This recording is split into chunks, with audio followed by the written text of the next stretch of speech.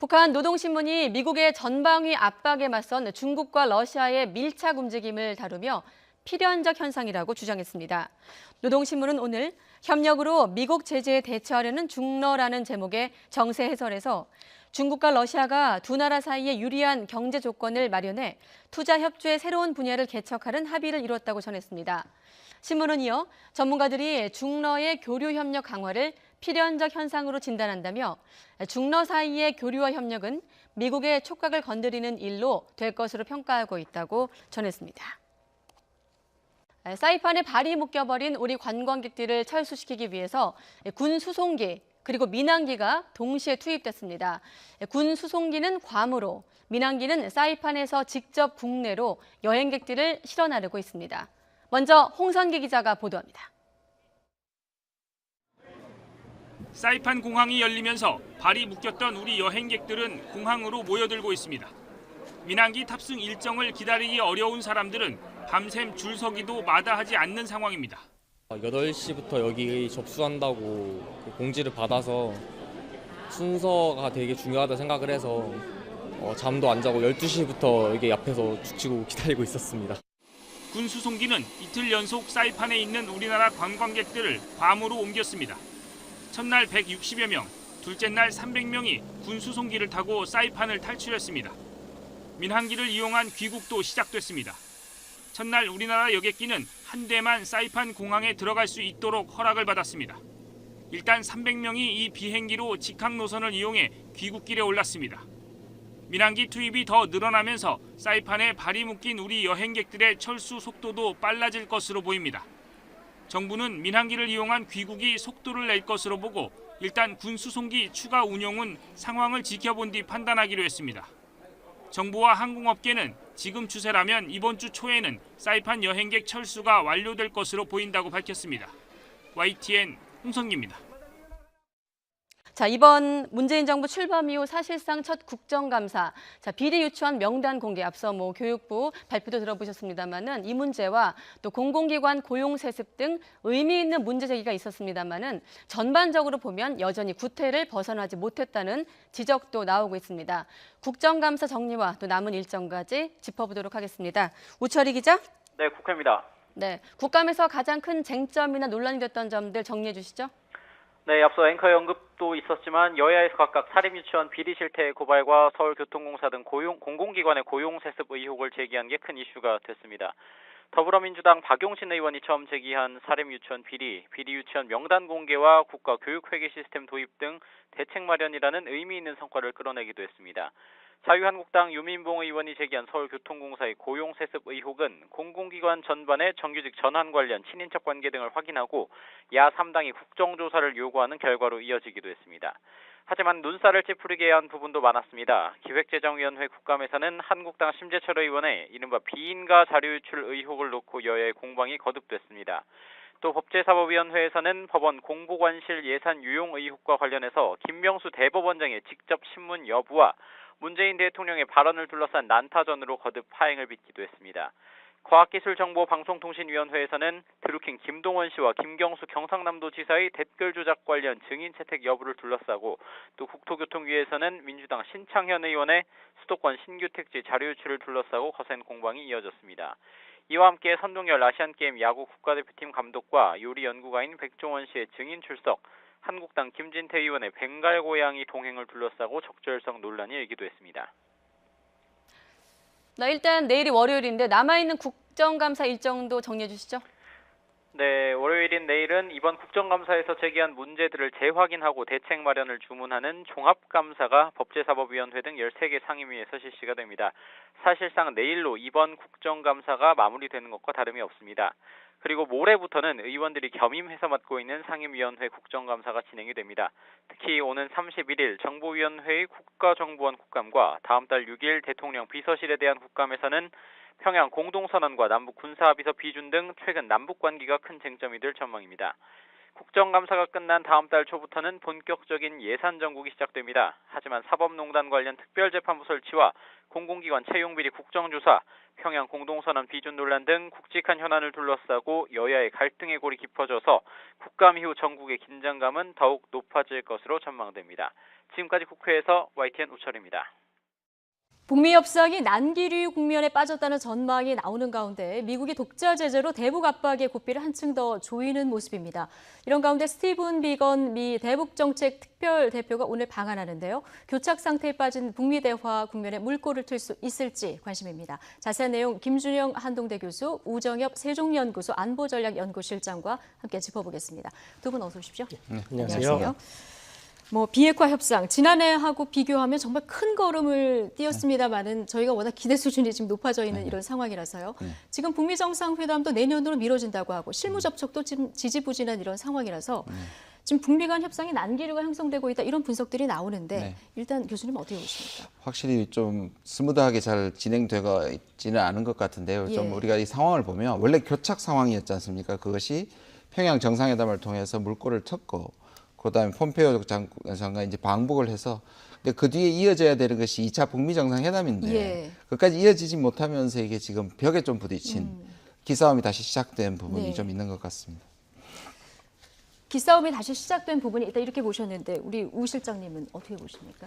사실 미국도 이제 평양 남북 정상회담 이후에는 2차 북미 정상회담에 어느 정도 기대를 가지고 있었던 것 같습니다. 다시 한번 6월 싱가포르 회담에 이어서 미국이 주도해서 북한의 비핵화에 대한 기대가 좀 높았는데 오히려 10월 폼페이오 장관의 방북 이후에 미국의 기대가 조금 더 낮아진 것이 아닌가 생각이 됩니다. 미국으로서는 북한이 어느 정도 남북 정상회담 이후 전향적인 안을 받아들이거나 또는 제시할 것으로 생각했는데 10월 폼페이오 장관의 방북에서 그런 모습을 보여주지 못했다는 것이죠.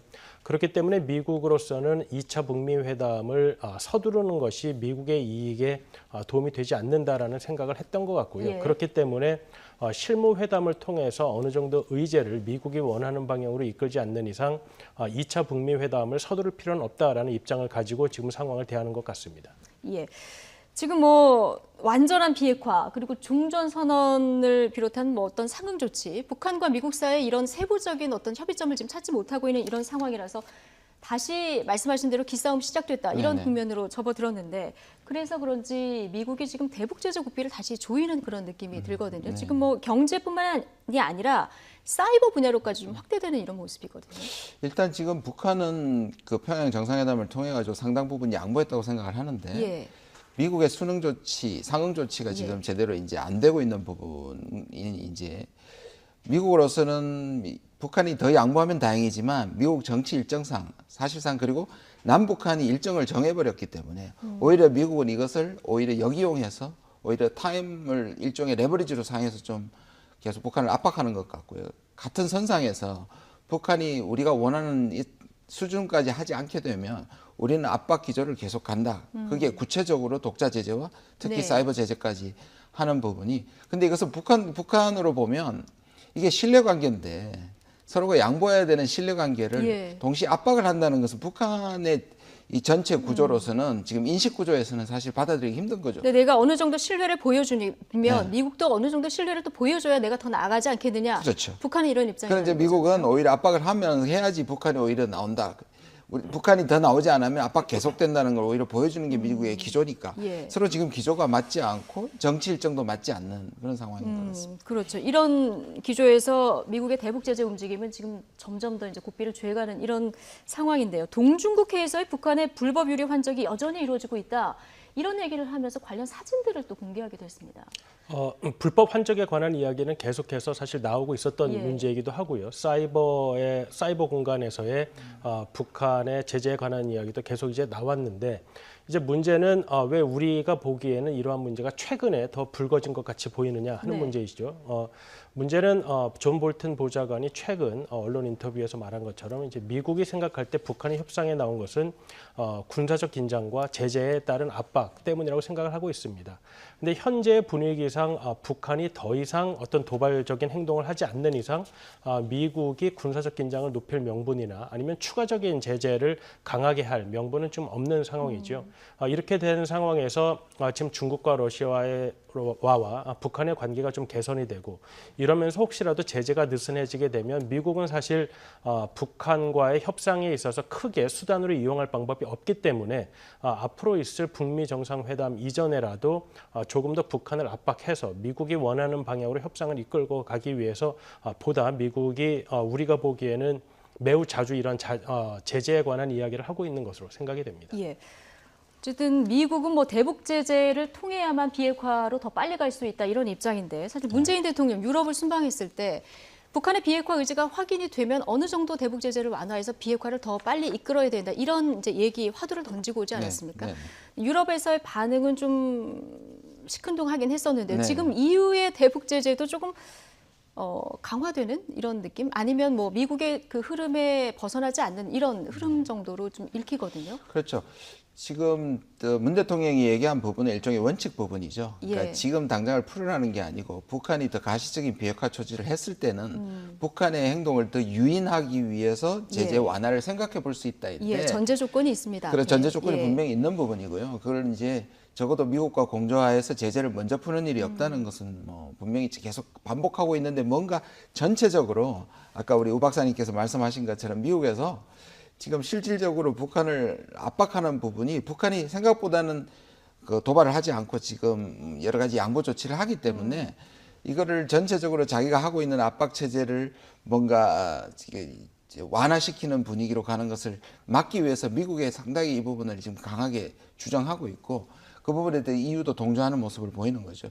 반대편에 러시아와 중국은 물론 미국의 지금 압박 체제를 자기도 지금 풀지는 않지만 적어도 네. 이것을 전향적으로 생각해야 된다는 걸 꾸준히 얘기하고 있고 그런 가운데서 우리 한국 정부가 이 부분에 대한 원칙을 얘기하는 것 자체가 일종의 전체를 좀 완화시키는 분위기를 몰고 갈 수 있다는 그런 우려가 미국 내부에 특히 강경파들 사이에 있는 것 같습니다. 예. 이런 상황에서 스티븐 비건 미 대북정책 특별 대표가 오늘 이제 방한을 해서 굉장히 주목이 되는 상황입니다.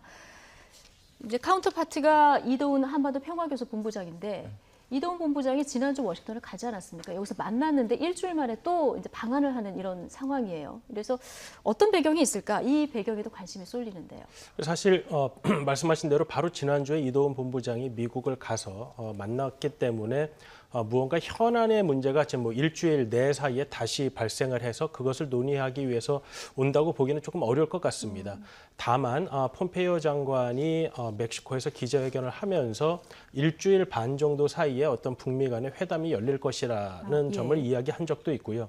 그리고 미국이 계속해서 스티븐 비건 대북정책 특별 대표와 북한의 카운터파트, 우리는 이제 최선희 부상이라고 생각을 하고 있지만 북한의 카운터파트와 회담을 계속 실무 협상을 계속해서 요청을 해왔습니다. 북한이 사실 미국이 수차례에 거쳐서 실무 협상을 요구해 왔는데 그것을 일방적으로 사실 거절하기도 좀 어려운 상황이고요. 그래서 지금 스티븐 비건 대표가 한국에 온 것이 혹시라도 판문점에서의 북한과의 협상을 위한 것이 아니냐 이런 추측도 나오고 있는 상황입니다. 예, 사실 북미 정상회담 앞두고 판문점 지금 말씀하신 이 채널이 사실 열렸었거든요. 네네. 이번에 다시 이 채널이 열릴까 이 부분도 관심인데. 뭐 그전에 실제로 예. 또 비엔나에서도 열릴 수도 있었는데 사실 무산됐거든요.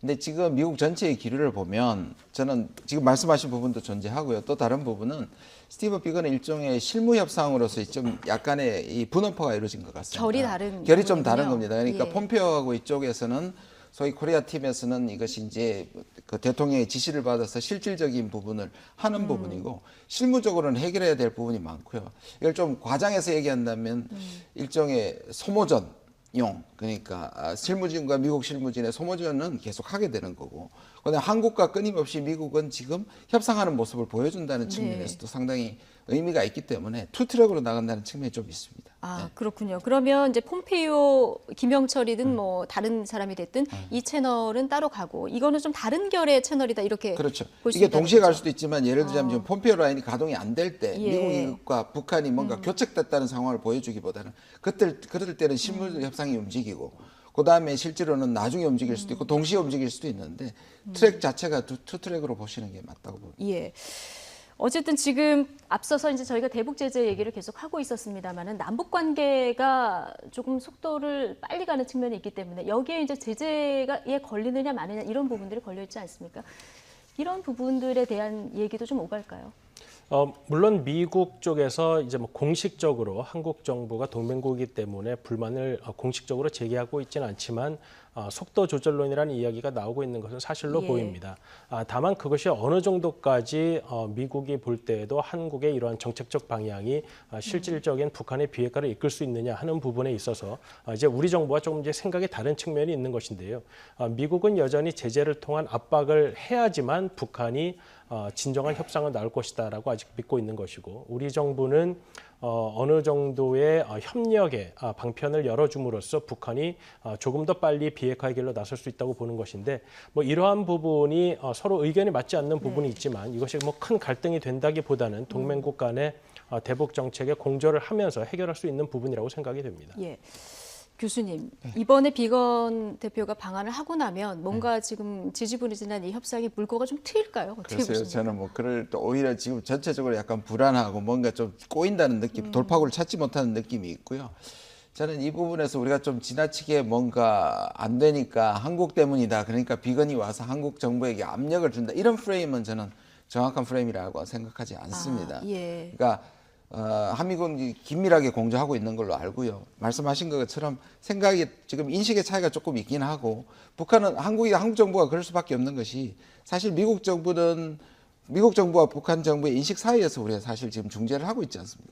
북한은 신뢰를 먼저 하면 우리가 양보하겠다는 거고 말씀하신 것처럼 지금 미국 쪽에서는 북한이 실질적으로는 조치를 할 때까지 압박을 하겠다는 것이잖아요. 그 사이에서 우리는 뭔가를 중재하고 있는 입장인데 그래서 또 반면에 미국은 압박을 하면서 뭔가 한국이 대화를 하는 쪽으로 해주기를 원하는 측면도 좀 그렇죠. 있거든요. 예. 그러니까 그런 측면에서 약간의 인식차가 있긴 하지만 이것을 압력으로 작동한다 이렇게 보지는 않고요. 끊임없이 이렇게 아까 말씀드린 것처럼 미국이 협상을 위해서 노력한다는 모습을 좀 보여주고 그다음에 북한과 실무 협상이 가능하다면 진행될 수 있겠지만 스티브 비건이 온 것이 뭔가 물꼬를 확 튼다. 그러기까지는 좀 무리가 있어 보인다. 무리가 있어 보입니다. 예. 어쨌든 뭐 북미 협상에 난항이 있을 때마다 어떤 방법을 통해서든 이제 물꼬를 터오면서 지금까지 온 건데 앞으로 또 어떤 묘수가 찾아질지 좀 지켜보도록 하고요. 북한은 지금 대북 제재도 계속 강화되는 움직임이고 여러 가지가 막히다 보니까 이제 중국, 러시아 쪽에 좀 눈길을 돌리는 것 같습니다. 북한의 신홍철 외무성 부상이 러시아를 방문을 하지 않았습니까? 어떤 목적이라고 보십니까? 지금 북한은 계속해서 뭐 종전선언 부분뿐만 아니라 제재 완화에 관한 이야기도 계속해서 하고 있습니다. 사실 지금 북한에 대한 제재는 유엔에서의 제재, 그다음에 미국 그리고 EU 등의 이제 단독 제재 등이 있는데요.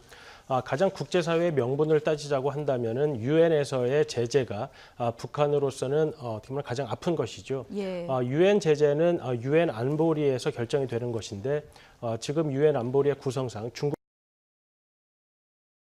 동조해줄 가능성이 있습니다. 그리고 현재 중국과 러시아가 각각 미국과 무역 전쟁 그리고 여러 가지 미사일 방어 조약 등의 문제로 갈등을 겪고 있는 상황에서 북한 입장에서는 그러한 중국, 러시아 그리고 미국 사이의 갈등 국면을 어느 정도 활용을 해서 앞으로 이 제재 국면을 북한에게 좀 더 유리한 방향으로 바꾸고자 하는 그러한 정지 작업을 하는 것이 아닌가 생각이 됩니다. 예, 좀 갈등 국면을 활용한다 이런 얘기를 해주셨는데 사실 노동신문 최근 해설 기사들을 보면은 미국과 중국 또 미국과 러시아 이 사이에 어떤 갈등과 관련해서 이제 부각하는 이런 해설 기사들이 굉장히 많이 나오고 있거든요. 예. 북한 같은 경우는 판을 좀 키우는 것 같습니다. 오히려 반대로. 그러니까 그 사실상 종전선언과 신고서로 국한되었던 지금까지의 교환 조건이 제재 완화와 또 실제적인 그 상응 조치, 폐기 조치까지 집어넣으면서 판을 키웠듯이 이 전체도 북미도 중요하지만 중국과 러시아를 같이 들으면서 전체 판을 키우는 것이 미국에게 압박이 된다고 좀 생각하는 것 같습니다. 예. 그러면 북한이 중국과 러시아를 이렇게 우군으로 끌어들이는 이런 전략 계속 취하면 이건 비핵화 협상 국면에 좋은 겁니까? 나쁜 겁니까? 지금 미국에서는 예를 들어서 이제 이렇게 될 경우 지금까지도 지난번에 북중 관계가 3차례나 연속으로 정상회담을 한 다음에 미국의 반응은 이 교착 상황이 결국 뒤에 누가 있느냐 하면 중국이 있다고 얘기할 가능성이 꽤 있죠.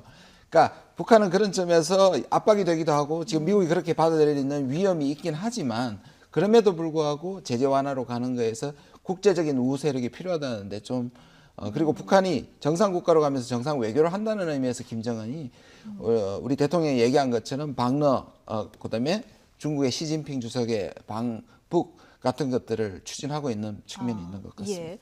북러, 북중 정상회담까지 이어질지 좀 지켜봐야 되는데 최근에 김정은 위원장 공개 활동을 거의 지금 외부의 모습을 안 드러내고 있는 이런 모습이거든요.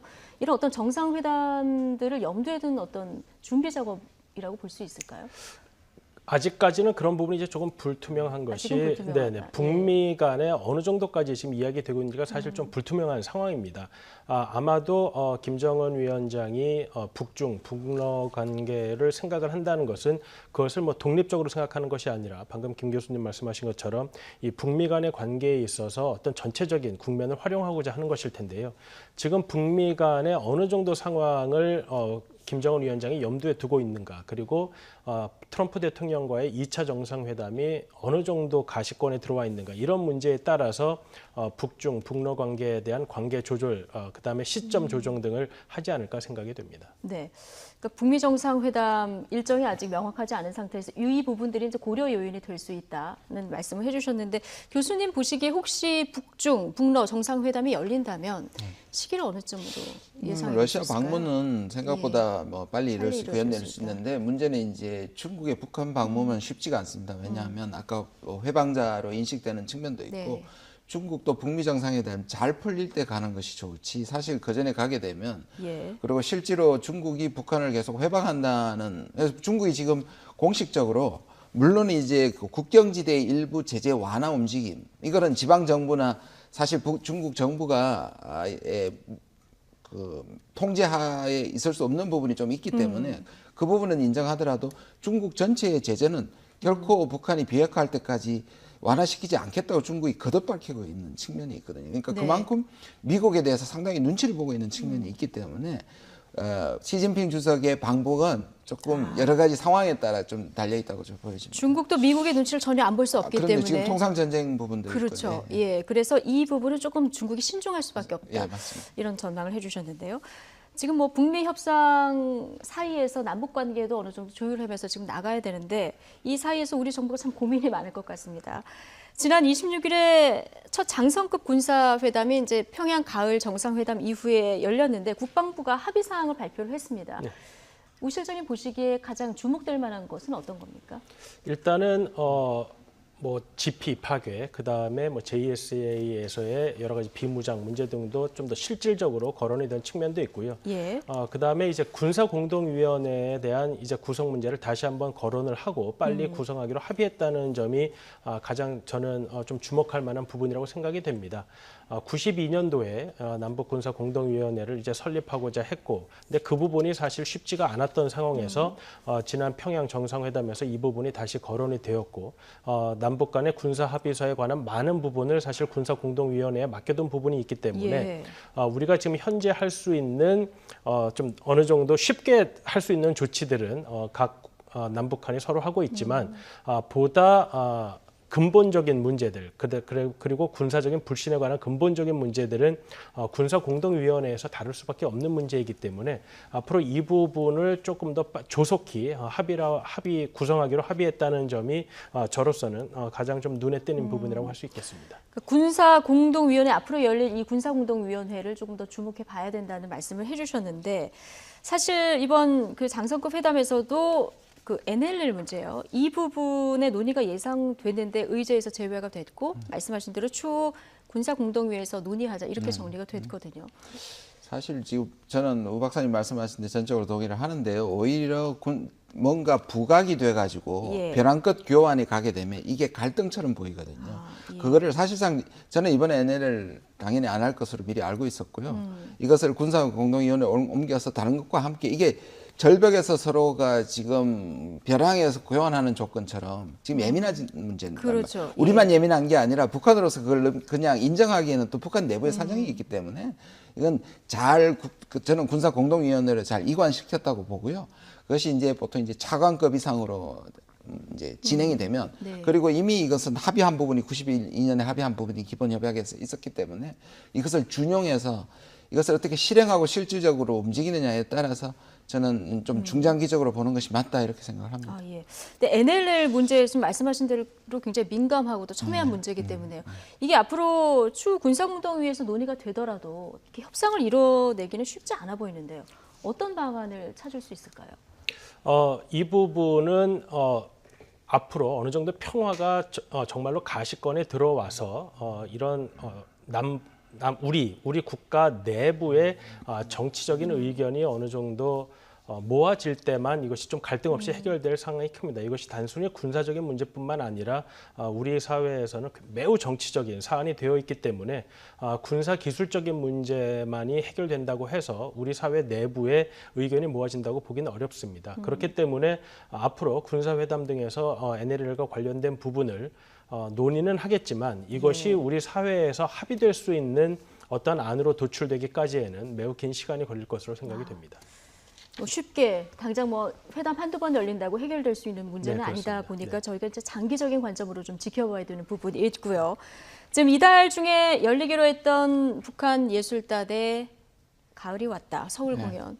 사실 뭐 지금쯤이면 열렸어야 되는데 아직 그렇죠. 열리지 못하고 있는 이런 상황이거든요. 이거 무산된 겁니까? 아니면 좀 연기가 뭐 가을이 되는 11월은 겁니까? 가을이냐 겨울이냐 생각을 해봐야 되는데요. 네. 네, 일단 북한 측의 입장에서는 자기들이 상당히 양보를 했는데 지금 미국의 쪽에서 상응 조치를 안 하는 데 대한 일종의 불만 표시의 일환인 것은 확실한 것 같고요. 예. 또 하나는 남한에 대해서도 뭔가 중재 역할을 북한 입장에서는 남한이 적극적으로 미국을 설득시키고 뭔가 진전되는 모습. 그러니까 한국이 아까도 샌드위치처럼 좀 끼인 측면이 없지 않은데요. 그런 점에서 아마 이 부분이 좀 북한이 약간 거칠어졌다 그럴까요? 이 부분에 예. 대한 불만 표시 중에 하나로 보이는 거는 저는 맞다고 보여집니다. 미국의 상응 조치가 지금 없다 보니까 거기에 대한 불만이 지금 이런 남북 관계에서도 조금씩 나타나고 있다 이런 얘기를 해주셨거든요.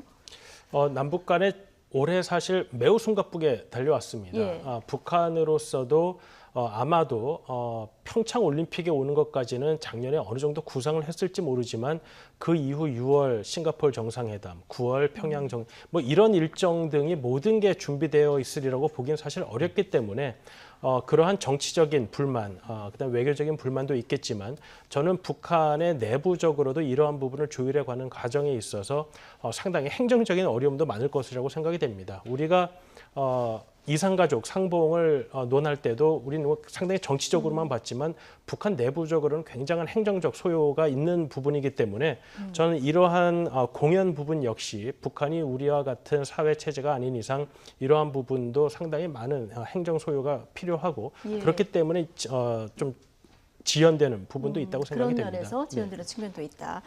자, 그런데 북미 협상이 이렇게 교착 상태에 들어갈 때마다 사실 남북 정상이 만나서 물꼬를 트고 이렇게 좀 이어져 온 측면이 있지 않습니까?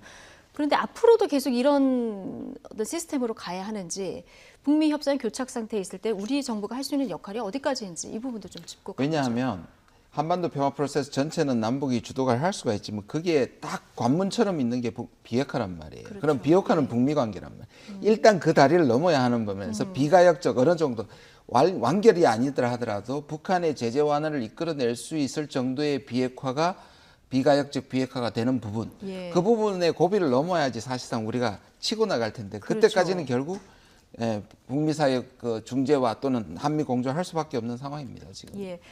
북한과 미국의 신뢰 관계가 언제쯤 좀 이렇게 회복이 될 수 있을지, 비핵화하고 상응 조치의 이 접점을 어떻게 찾을 수 있을지 참 쉽지 않은 문제인데요. 뭐 묘수가 찾아지겠죠. 좀 지켜보도록 하겠습니다. 김준영 한동대 교수, 우정엽 세종연구소 안보전략연구실장과 함께했습니다. 두 분 고맙습니다.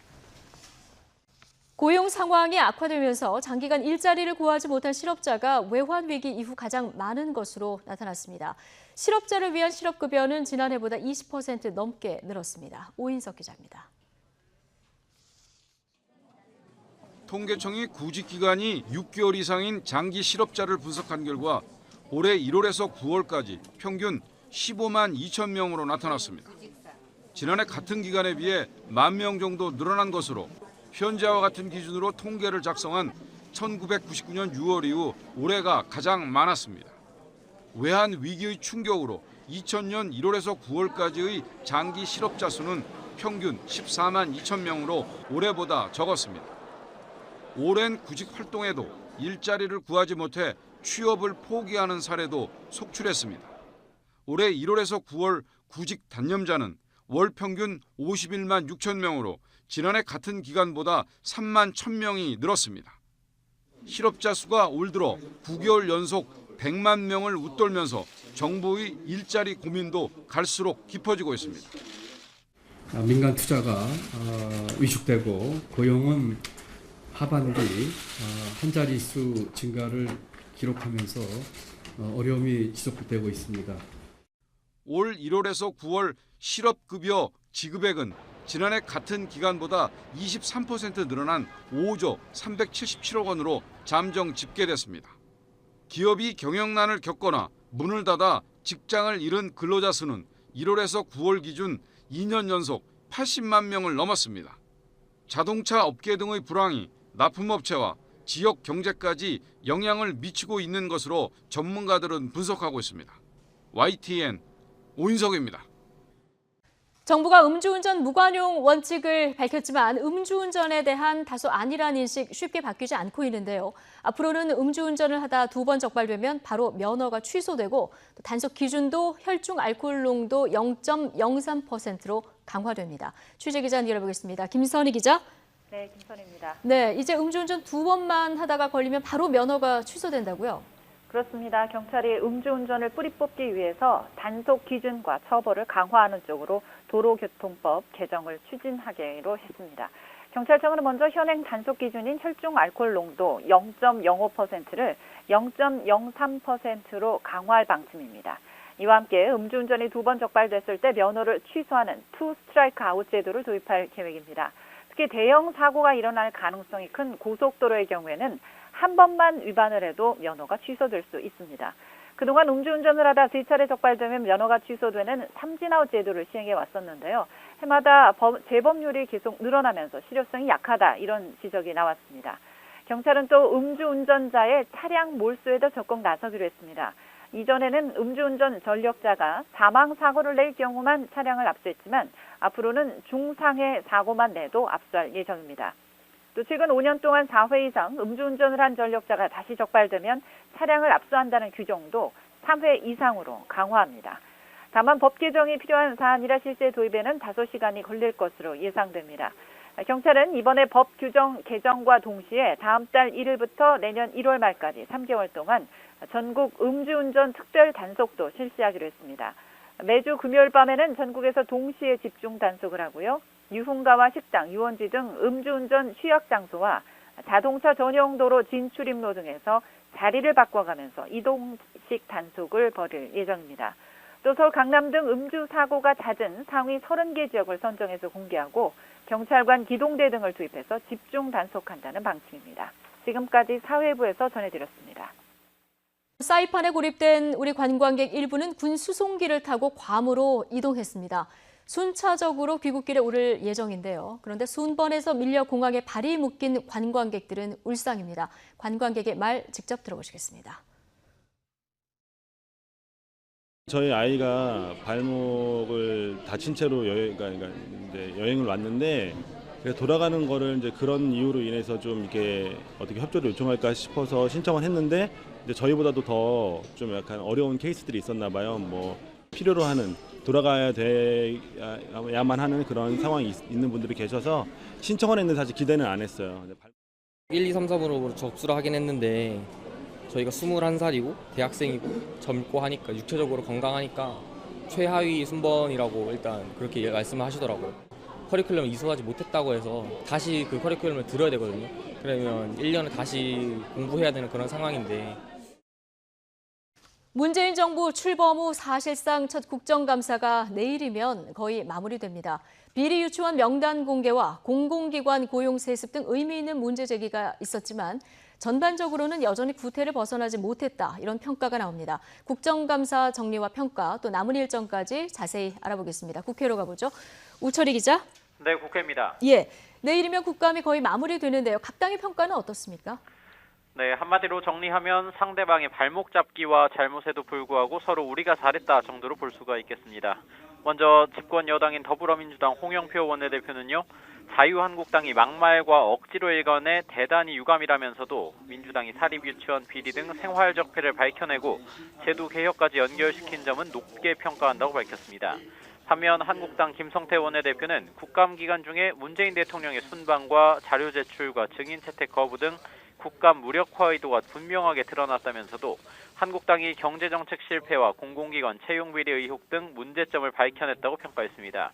바른미래당 김관영 원내대표는 거대 양당이 지나치게 정쟁을 일삼고 파행을 빚었지만 바른미래당이 경제정책 실패 등을 지적해 중심을 잡고 정상적인 국감 진행에 큰 기여를 했다고 자평했습니다.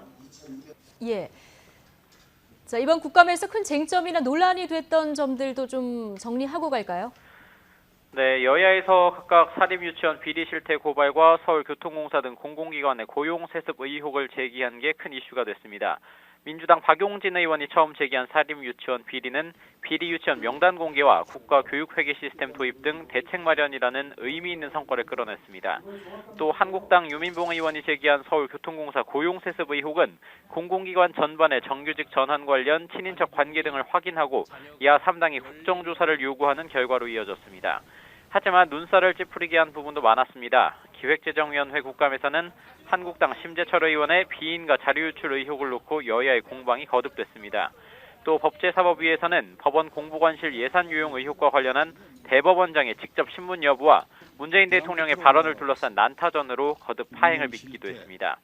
과학기술정보방송통신위에서는 드루킹 김동원 씨와 김경수 경상남도지사의 댓글 조작 관련 증인 채택 여부를 둘러싸고 또 국토교통위에서는 민주당 신창현 의원의 수도권 신규 택지 자료 유출을 둘러싸고 거센 공방이 이어졌습니다. 이와 함께 선동열 아시안게임 야구 국가대표팀 감독과 요리 연구가인 백종원 씨의 증인 출석, 그리고 한국당 김진태 의원의 벵갈 고양이 동행을 둘러싸고도 적절성 논란이 일기도 했습니다. 네, 우철희 기자, 국정감사 이제 거의 마무리 단계에 접어들었는데요. 마지막 남은 일정들도 좀 정리해 주시죠. 네, 내일은 이번 국정감사에서 제기한 문제들을 재확인하고 대책 마련을 주문하는 종합감사가 법제사법위원회 등 13개 상임위에서 실시가 됩니다. 사실상 내일로 이번 국정감사가 마무리되는 셈입니다. 모레부터는 의원들이 겸임해서 맡고 있는 상임위원회 국정감사가 진행이 되는데요. 특히 오는 31일 정보위원회의 국가정보원 국감과 다음 달 6일 대통령 비서실에 대한 국감에서는 평양 공동선언과 남북 군사합의서 비준 등 최근 남북 관계가 큰 쟁점이 될 전망입니다. 국정감사가 끝난 다음 달 초부터는 본격적인 예산 정국이 시작됩니다. 하지만 사법농단 관련 특별재판부 설치와 공공기관 채용비리 국정조사, 평양 공동선언 비준 논란 등 굵직한 현안을 둘러싸고 여야의 갈등의 골이 깊어져서 국감 이후 전국의 긴장감은 더욱 높아질 것으로 전망됩니다. 지금까지 국회에서 YTN 우철입니다. 사법농단 의혹의 핵심인 임종원 전 법원행정처 차장이 오늘 오후 구속 이후 처음으로 검찰에 소환됩니다. 취재기자 연결해서 자세히 들어보겠습니다. 신지원 기자. 네, 서울중앙지방검찰청입니다. 예, 구속 후 첫 소환인데요. 임종원 전 법원행정처 차장 언제 검찰에 나올 예정입니까? 네, 서울중앙지방검찰청은 오늘 오후 2시 30분 구속 상태인 임 전 차장을 처음으로 불러 조사할 방침입니다. 앞서 임 전 차장은 지난 금요일 구속 전 피의자 신문을 받은 뒤 어제 새벽 구치소에 수감됐습니다. 서울중앙지방법원은 임 전 차장의 직권남용 혐의가 상당 부분 소명되고 증거인멸의 우려가 있다면서 구속 필요성을 인정했는데요. 이에 대해 임 전 차장 측 변호인은 형사소송법상 불구속 수사 원칙에 반하는 데다 법리보다 정치적 고려가 앞선 부당한 구속이라며 검찰의 윗선 수사에 일체 협조하지 않겠다고 밝혔습니다. 일단 오늘 검찰의 소환 조사에는 응하지만 조사 과정에서 진술 거부권을 행사하겠다는 게 임 전 차장 측의 입장입니다. 임 전 차장은 현재 서울구치소 3, 4인실에서 임시로 지내고 있는 것으로 전해졌는데요. 오늘 오후 예정대로 검찰에 나온다면 법정 출석 때와 달리 수의 차림으로 조사에 임할 것으로 예상됩니다. 임 전 차장의 구속으로 윗선 수사에 탄력을 받은 검찰은 양승태 전 대법원장 등 전현직 고위 법관들의 개입 여부도 추궁할 방침입니다. 임 전 차장을 구속 상태에서 조사할 수 있는 기간이 20일 정도로 제한된 만큼 윗선 수사가 급물살을 탈 것으로 보입니다. 지금까지 서울중앙지방검찰청에서 YTN 신지원입니다. 미국의 한 유대교 사원에서는 무차별 총격이 발생해 11명이 숨지고 6명이 다쳤습니다. 40대 백인 남성이 저지른 이른바 증오범죄인데 열흘도 남지 않은 중간선거 표심에도 영향을 미칠 수 있을지 주목됩니다. 워싱턴 김희준 특파원이 보도합니다. 미국 펜실베니아주 피츠버그 도심 외곽의 한 유대교 사원. 유대교 안식일인 토요일 아침 예배에 맞춰 신도 수십 명이 모인 시각 한 무장괴한이 무차별 총격을 가했습니다. We could hear the shots when we were standing in our living room and we could just hear just rapid fire. It's scary. 이번 총격으로 지금까지 11명이 숨지고 경찰 4명을 포함한 6명이 다쳤습니다. The police officers' injuries at this time are non-life-threatening. The other individuals are critical and serious in nature. 범인은 46살의 백인 로버트 바워스로 범행 뒤 경찰과 총격전을 벌이며 대치하다 체포됐습니다. 그는 AK-47 소총과 권총 2자루로 무장하고 있었다고 현지 언론이 보도했습니다. 또 범행 과정에서 모든 유대인은 죽어야 한다고 외쳤고 소셜미디어에도 반유대주의 글을 여러 차례 올린 것으로 전해졌습니다. 연방수사국은 이번 사건을 증오범죄로 보고 정확한 범행 동기를 수사 중입니다. 트럼프 대통령도 반유대주의 행위라며 용납할 수 없다고 강하게 비판했습니다. The vile, hate-filled poison of anti-Semitism must be condemned and confronted everywhere and anywhere it appears. 이번 사건이 유대인 커뮤니티를 향한 미국 사상 최악의 공격이라는 우려도 나옵니다. 중간선거를 앞두고 반트럼프 진영에 대한 폭발물 소포 배달 사건에 이어 유대인 증오 범죄까지 불거지면서 미국 사회 긴장감은 높아지고 있습니다. 워싱턴에서 YTN 김희준입니다. 사법농단 의혹의 핵심인 임종원 전 법원행정처 차장이 오늘 오후 구속 이후 처음으로 검찰에 소환됐습니다. 취재기자 연결해 자세히 알아보겠습니다. 신지원 기자. 네, 서울중앙지방검찰청입니다. 네, 임종원 전 법원행정처 차장에 대한 소환 조사 지금 어떻게 진행되고 있습니까? 네, 임종원 전 법원행정처 차장은 오늘 오후 1시 반쯤 서울중앙지방검찰청에 도착했습니다. 녹색 수의와 마스크를 착용한 채 호송차에서 내린 임 전 차장은 교도관들의 안내를 받아 검찰청사로 향했습니다. 검찰은 오늘 오후 2시 반쯤부터 임 전 차장에 대한 조사를 시작했습니다. 앞서 임 전 차장은 지난 금요일 구속 전 피의자 신문을 받은 뒤 어제 새벽 구치소에 수감됐는데요. 영장을 발부한 서울중앙지방법원은 임 전 차장의 직권남용 혐의가 상당 부분 소명되고 증거인멸의 우려가 있다면서 구속 필요성을 인정했습니다. 이에 대해 임 전 차장 측 변호인은 형사소송법상 불구속 수사 원칙에 반하는 데다 법리보다 정치적 고려가 앞선 부당한 구속이라며 검찰의 윗선 수사에 일체 협조하지 않겠다고 밝혔습니다. 일단 오늘 검찰 소환에는 응하지만 조사 과정에서 진술 거부권을 행사하겠다는 게 임 전 차장 측의 입장입니다. 이에 대해 검찰은 이미 영장심사에서 관련 혐의가 소명됐다며 공범으로 적시된 양승태 전 대법원장 등 전현직 고위법관들의 개입을 추궁할 방침입니다. 임 전 차장을 구속 상태에서 조사할 수 있는 기간이 20일 정도로 제한된 만큼 윗선 수사에 급물살이 탈 것으로 보입니다. 지금까지 서울중앙지방검찰청에서 YTN 신지원입니다.